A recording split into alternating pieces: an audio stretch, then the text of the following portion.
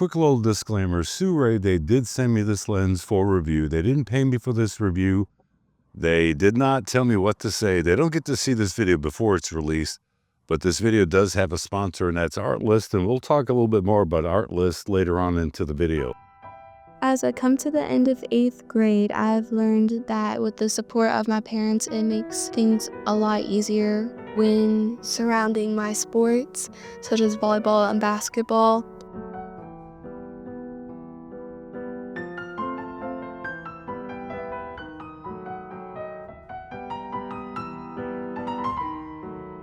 School, work, as in all of my classes, and band.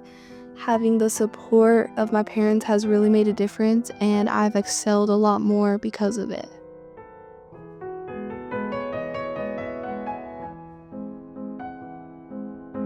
Even with my very busy schedule, I'm so glad that I can still find time to do one of the greatest things I enjoy, which is playing music.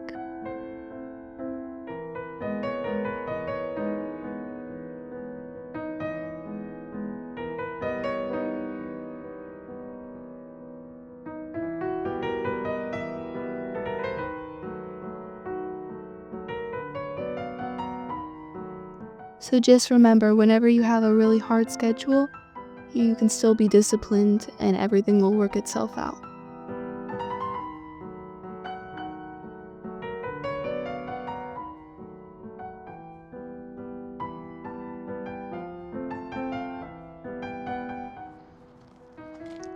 So, anamorphic lenses, it's kind of synonymous with cinematic. At least that's what a lot of people say. You have a cinematic look, you have to have an anamorphic lens. And while that may not be true in all aspects, because there's a lot of cinema lenses out there that are spherical and not anamorphic, that you can get a really good quality video.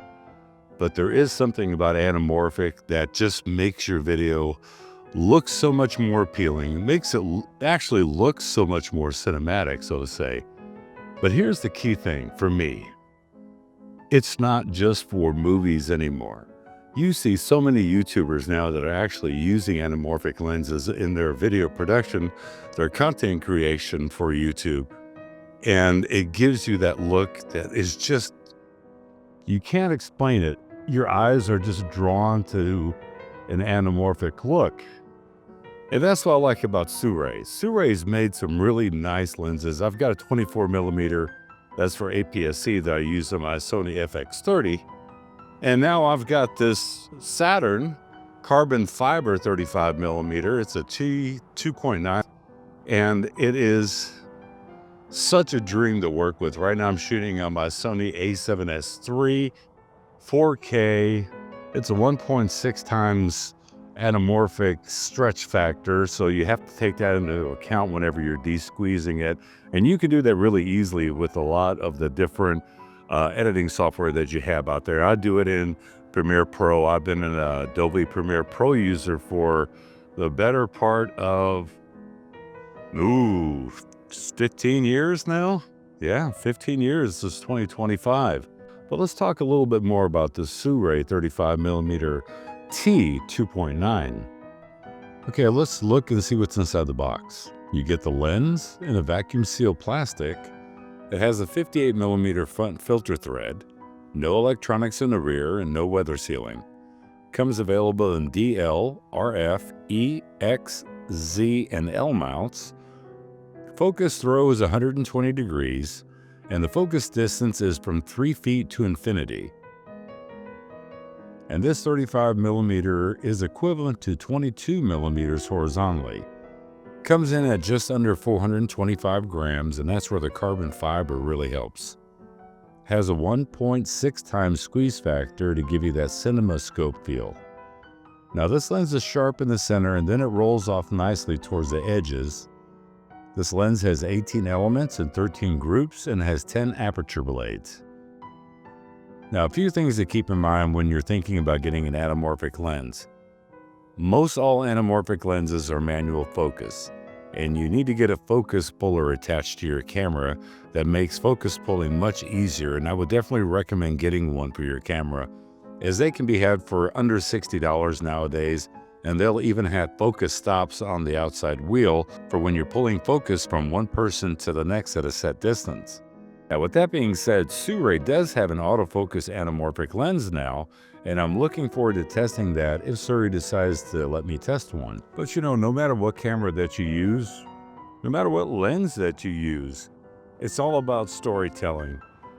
And yes, story is very important, but optical characteristics can have such an impact on the story and how you can convey it.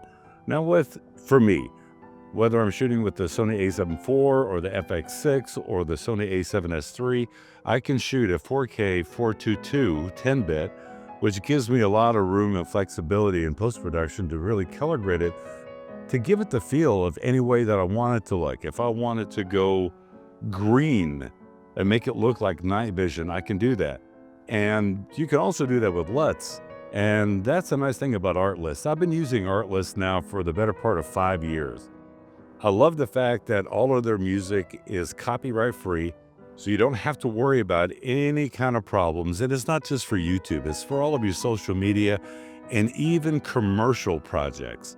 So if you're like me and you shoot a lot of documentary films, you can use that music from Artlist and not have to worry about anything. But also, they've got AI voiceovers. So if you want to create some cool voiceovers, you can do that. Their music catalog has really come a long way from all the different genres, and now they even have it to where you have stems of music. So you can, if you just want just a drum beat or the bass line of a song, you can choose that. But here's the really exciting factor. They now have, and I don't know how many thousands of different LUTs that they carry for a different look that you can use on your projects. And something new that's coming for 2025, well, I talked about AI voiceover, but now they're going to have some AI video concepts. So what I mean by that is you type in what you're thinking about and it'll create that for you, and that's coming up soon with Artlist. So if you're thinking about Artlist and you're thinking, well, do I want a service just for music? Well, here's the thing about Artlist. You can get music, you can get stock footage, you can get photos, you can get LUTs, you can get sound effects. So you kind of see what I'm saying there? Check my link below. You'll get an additional 2 months with your subscription with Artlist. Artlist, Max. Yeah, definitely Max. Definitely the way to go. Even if they weren't a sponsor of today's video, I would still choose Artlist Max and sign up for everything because I'm just so addicted to it. It's great and they keep evolving. So what are my thoughts about the SIRUI 35mm T 2.9 anamorphic lens? Big thumbs up. I like it. It has such a natural characteristic to it. And it does come in either neutral flares or with the blue flare option. The blue flare is what I have. I kind of personally like the blue flare, although I do want to experiment with the neutral flare because the neutral flare will mimic whatever color is actually being shown into the lens. It'll give you the same color representation. So if it's a red LED light, it's going to give you the red streaks. If it's an amber LED, it's going to give you amber. So that's kind of a neat aspect that I may want to try to maybe check out and see how well that it works. But definitely 2 thumbs up with the SIRUI lens. Product link to this lens down in the description below. Artlist down in the description below. And as always, I'll catch you in the next review. Bye-bye.